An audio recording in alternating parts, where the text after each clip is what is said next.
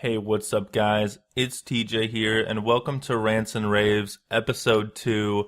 We're going to be talking a little bit about MMOs. So the first time I did this rant and rave, I was so heated that I really literally talked about lockboxes and how much I hate them for like 15 minutes. So I took some notes for myself, and hopefully we can stay on track a little bit more so I can get my point across a little better. So the first thing I want to say is it's not an argument between free to play and pay to play in the MMO world. They both have their strong suits, they both have their weaknesses, and I'm not going to get into that in this video. That might be a future video. I don't know. This is me making a point about where MMOs are right now and why we're in a depression, so to speak, in the genre. So since the release of free to play, in maybe like 2008, probably earlier, in my opinion, the community this has always been a push-pull type of relationship. Whereas the company will push out a bunch of crap and see what gets pulled in by the consumer, right? So there's no one really to blame but us as the players because we've been allowing this. But, excuse me, I'm really annoyed about how far we've let it go. And I think that's a huge contributing factor on the attitude that you see on most forums and most gameplay forums and gameplay sites and Reddit and all over the place. I think that's a big contributing factor on why everyone's like, what do I play? What MMO do I play? I played them all and nothing holds me. Nothing keeps me longer than, a month and I get bored of it. Well, I'll tell you why. Because there's no more content-rich games out there. There's nothing that piques your interest. The whole entire games now are built around marketing. So I'm going to talk about what events led up to this feeling of depression, right? So it started out in the MMO industry that the only ones that were around were pay to play. So you paid a subscription fee, you bought the game, and you played it, right? That was their only source of income was you paying a subscription fee. So how do you get people to subscribe to a game? Well, kind of the same way you get them to subscribe to a YouTube channel.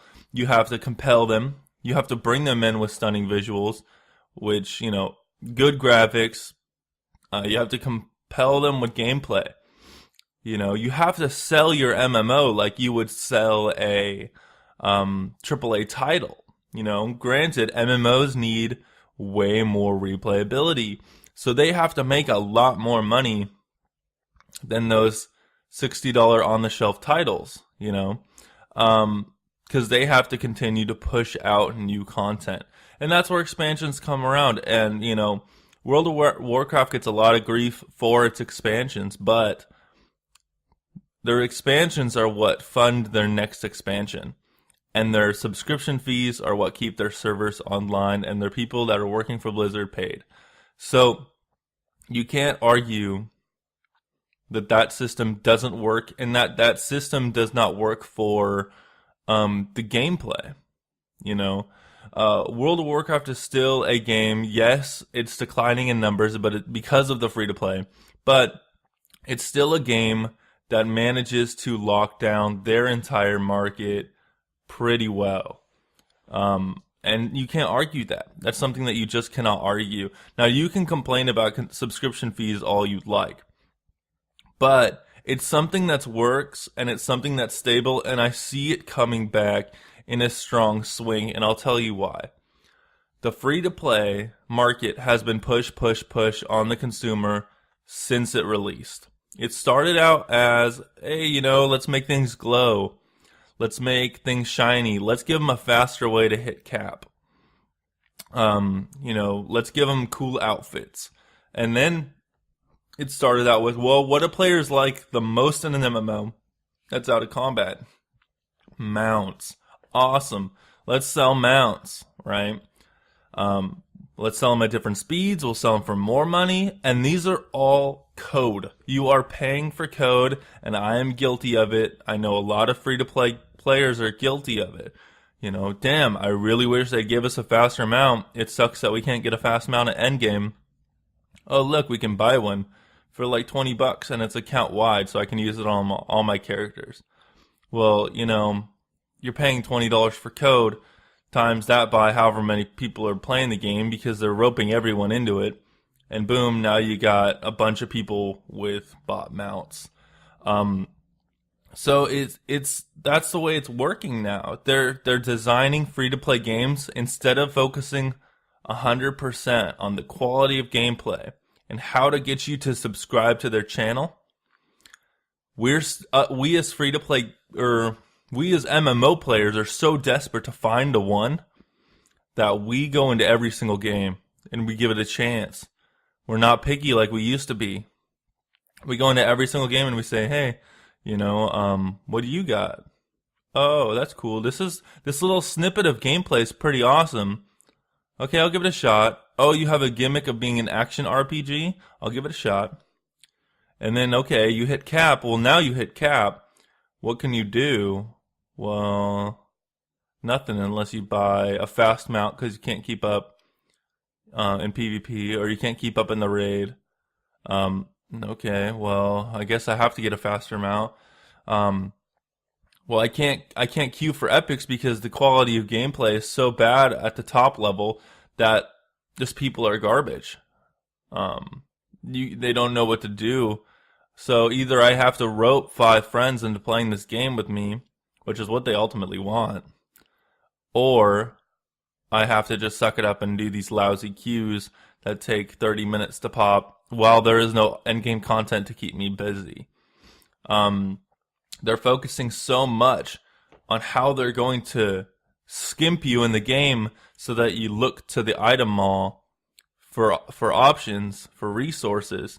It's no longer the cosmetics. It's these lockboxes that offer mounts that you buy $1.25 per key to open these lockboxes that drop in game. It's these packs that they offer pre-alpha to say, hey, you know, if you buy this pack, we'll let you in the game early and you get all this cool shit. You know? That I could understand if it was at release. But you're really buying into a pre-alpha game or a beta game. You're paying money for that. And that's how they're roping you in. That's their newest gimmick. Hey, we'll let you play early. You know? So these are, in my opinion, are kind of the bad things that have come up and started destroying the gameplay. Started destroying, degrading the quality of gameplay in these games. There are so many of them, and if you're really a gamer, you've played every single free-to-play MMO out there, desperately trying to find one that you click with. You just can't. And I'll tell you why. It's because there are too many currencies, and one of those currencies is now always allocated to being real-world currency. Even in-game now. Take Neverwinter, for example, which I've been playing with my girlfriend, and the gameplay is actually really fun. Now, I'm not bashing on it other than the fact that one currency is skimpily farmed in-game by doing dailies. When I say skimpily, I mean you get 1,000 for this daily, 3,000 for this daily, but we're talking millions in order to get items in the auction house, which that currency is the only thing available in the auction house. Now, how convenient is it that you can transfer in-game, or convert in-game, or you can convert real-world money, into that currency? That's the only one. The one that works in the auction house is the only one that you can convert from real-world currency, or farm dailies for like the rest of your life in order to get one piece of gear. Yeah, so you know, I'm just going to let that soak in. You guys can do your research on Neverwinter if you want. Look it up as Astral Diamonds, because that's the currency that we're talking about here. And it's just gradually declining to the point where people are looking to games like, you know, maybe if it's a sub, I'll enjoy it more. Because at least I'm not getting scammed. At least I know all the content is provided equally to everyone. All of the content, all of the gear, it just depends on how good of a player you are and how much you play, which is what it's based on. Now, I'm going to do a couple name drops, and I'm going to talk about some games that I see in the future that are doing things right. One of them is the mega MMO, EVE Online, which, I played, but it's not my style. Don't get me wrong, I would love to fly around in a Firefly S-Class and be a space cowboy and be awesome like that. But that's not really EVE.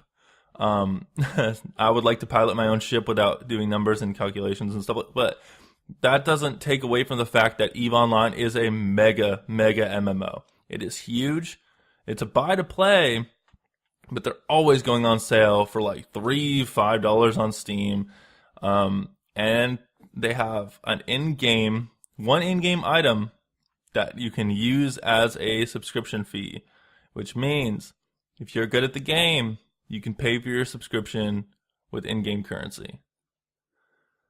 So if you manage to say, you might have to pay your first couple months to sub, but eventually you'll be able to buy your subscription in-game with in-game money, which is amazing. That is so awesome.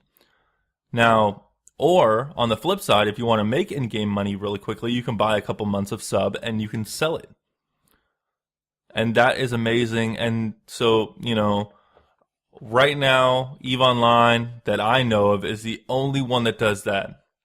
In the future, the game that I swear to God, if they fail, I will probably never play an MMO again. But I have high hopes for them. I really think they're going to do it right. I watched all their live streams, all their podcasts, all their dev speaks. And if you know what I'm talking about when I say dev speak, it's Wildstar. Now, Wildstar I'm extremely looking forward to. I want to play this happy, fun, cartoony MMO. I'm so sick of these dark, bleak games that make me depressed. First off, when you're depressed, you're more likely to spend money. What do people do on emotional outbursts? Okay, let's go shop our cares away, right? It's all free-to-plays are all revolved around marketing, and it kills me. Wildstar, it's a happy-looking game. It's fun. It's adventurous. It still has that action quality to it with the targeting on the ground, and it looks so amazing. This isn't an advertisement for Wildstar. All I'm saying is they're the only people in the industry that seem to be doing it right and seem to be doing it for the gamers. They know we're tired. They want to refresh the genre because they know the potential of this genre. It's so awesome. And when you have a happy MMO community, there's nothing better than that. And you can look to Rift for that. When Rift first came out, you had the happiest, most fun, awesome core fans, core gameplay players. They were the happiest people. Anyone will give you the shirt off their back in that game. But now it's free to play. It's nobody talks. Or if they do talk, you look in Say Chat, it's politics. It's like, really? Come on, man. We're playing a game. We want to get away from that crap. We deal with that every day. And I think that's just a sign that the game isn't entertaining enough. People have to sit in town while they're in queue and bitch about the government and bitch about the world when you could be playing this awesome game. So I really think that Wildstar is going to take it to the next level. I had hopes for Blade and Soul, but Blade and Soul is, they're doing their thing. They haven't posted on their website in, since December 2012? We're looking at a year almost with zero communication to their audience. And it was just announced that it's going to go free to play in China. So I don't know if NCSoft even cares about it. The website's still up. Everything's still up. But I don't know if they even care about it anymore. And, honestly, if I was NCSoft, I probably wouldn't either because Wildstar is a colossus, man. Wildstar is the future. In my opinion. Wildstar is doing it right. So, guys, I would love to get your guys' opinion on this. I would love to hear your guys' your points. I would love to hear what you guys have to say. I don't have the answers to this one. I really wish I did. I think it's much, much bigger than me. But if you guys have any opinions or have any kind of solutions, I would love to hear them in the comments below. So let me know. If you guys have any topics, future topics for this show, let me know in the comments below. If you enjoyed the episode, like and subscribe. It really helps me out a lot. Show your friends, show your family. Show all the people that game that you know these videos. I really appreciate it. And thank you guys for watching Rants and Raves. I will see you guys next Monday. Alright, thanks guys. Bye.